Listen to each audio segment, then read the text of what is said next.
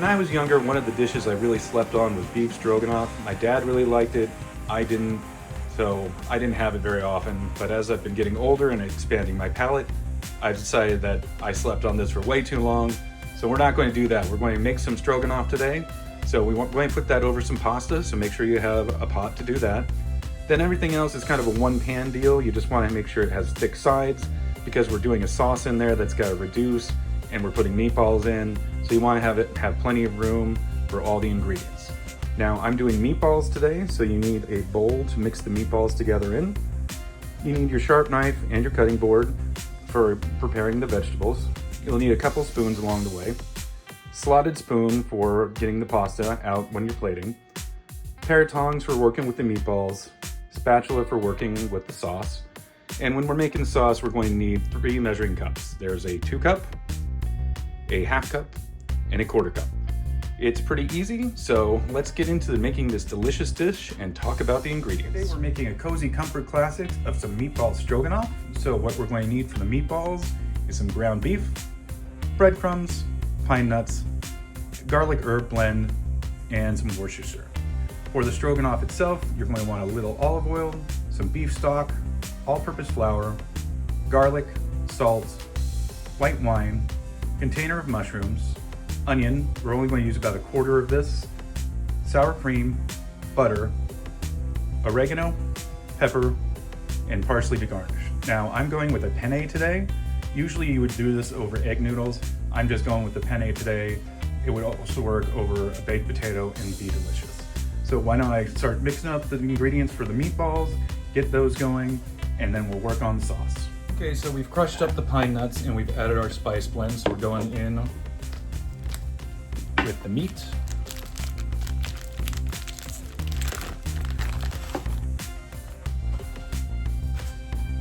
And now the breadcrumbs. We're just going to start combining all that together.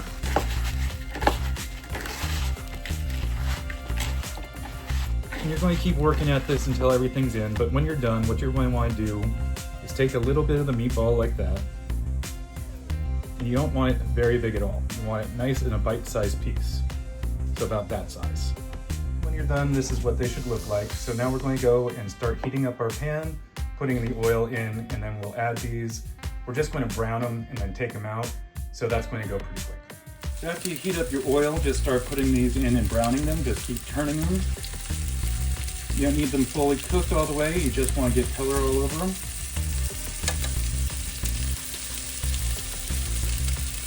Then when you're done, you're going to put them aside after they're brown all the way around.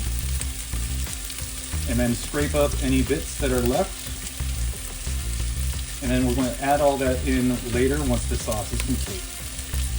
Okay, and when you're close to the end, if you're not getting everywhere completely brown, just move it around a little. There's spears. They'll get the heat. So now we're going to take them out, put them aside for later.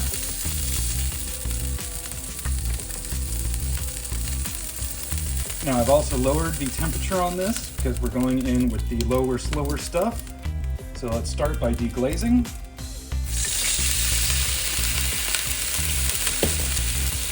It'll sputter, so be careful.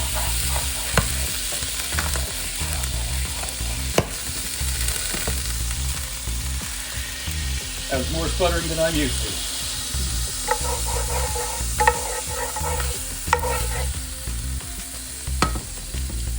Okay, that's why you're supposed to be careful. All right, so we've diced the onions, so we're putting those in now.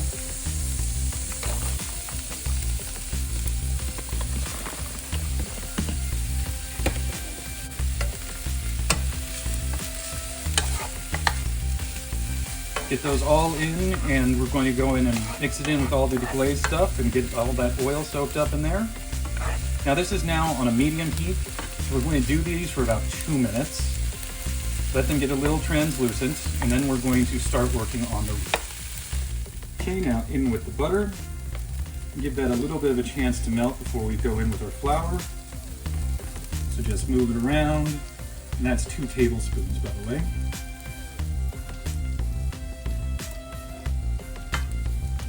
Mix it all nice up with everything. You can cut it in half if you want to make it melt a little quicker.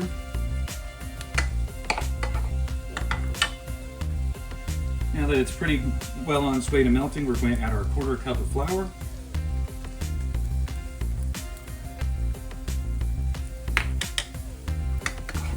Just stir that all together. So you just want the flour to absorb all the melted butter and all the extra bits that are still in there. You want to keep this moving around because you don't want to burn the roux.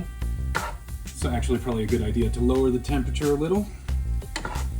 And you're going to want to do this for at least 1.5 to 2 minutes, because otherwise when you eat it later it just tastes like raw flour. So you want to get something of a toast on there. And it's going to be a little thick, but don't worry, we're going in with our other ingredients pretty soon, and then we'll get more and more saucy. Go in with our 2 cups of broth, stock. No, broth, whatever I said earlier.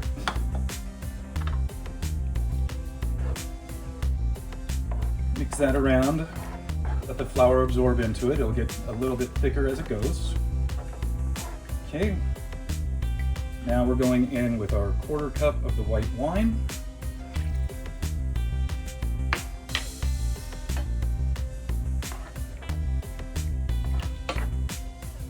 Mix that all nice together. Just a little pinch of salt. That one's up to you. Same with the pepper.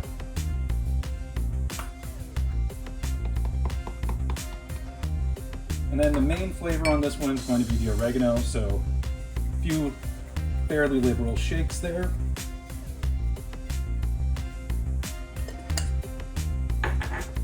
Now what we're going to do is we're going to move this down to a simmer and let that simmer for a good 5 minutes for it to reduce. And then we're going to add the next step, which is going to be some mushrooms and garlic. You want to see it bubbling like that, and that's reducing it and making it thicker, as you can see. So just a few more minutes on that, but still a little watery for what we want.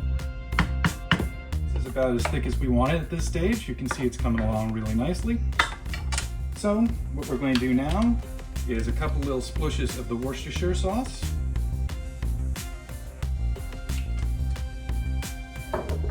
A big old tablespoon of the garlic. Well, maybe not a tablespoon of garlic. We're going to add in our sliced mushrooms.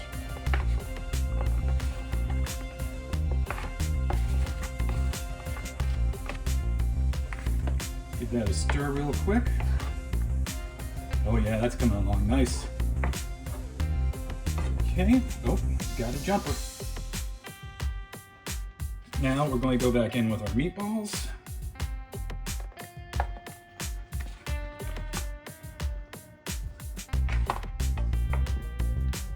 Give that a stir, get everything nice and coated.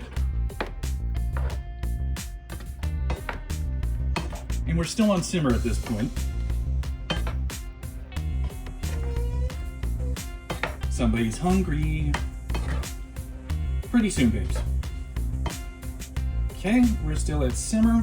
So what we're going to do now is we're going to cover, simmer for another 3 minutes, 3 to 5 minutes, depending on how thick you want the sauce. Then we're going to add the sour cream, stir everything together, and serve it up. All right, we've done this for another 3 minutes. As you can see, that cooked the meatballs most of the rest of the way.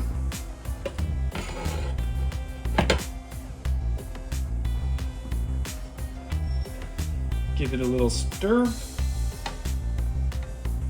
Yeah, that's nice. Okay, you can see that because the mushrooms are in there, they loosened up, so it's a little less thick than it was. So if you want it thicker than that, you can always reduce it longer. If you want it thinner than that, you can always add more of the beef stock. Okay, so in goes the sour cream.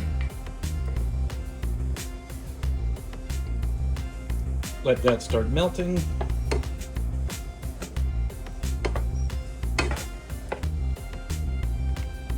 Just keep moving it around until everything's nice and coated and distributed. As you can hear, our pasta water is boiling. So we're going to do that. Finish the pasta up and serve it forth. All All right, our noodles are drained and oiled. So go ahead and put down a little bit of that.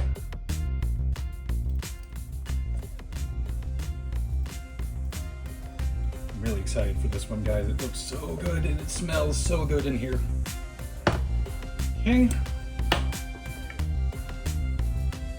Then scoop up some of the beef stroganoff mixture.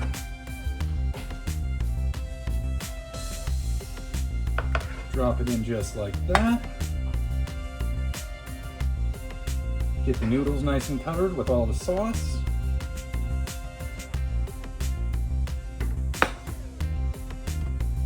Something you can do that's also absolutely delicious is add some Parmesan cheese. As much as little as you want.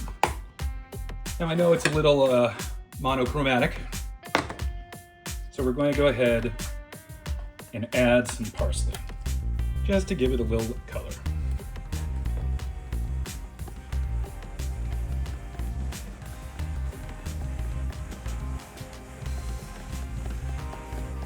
And there we go.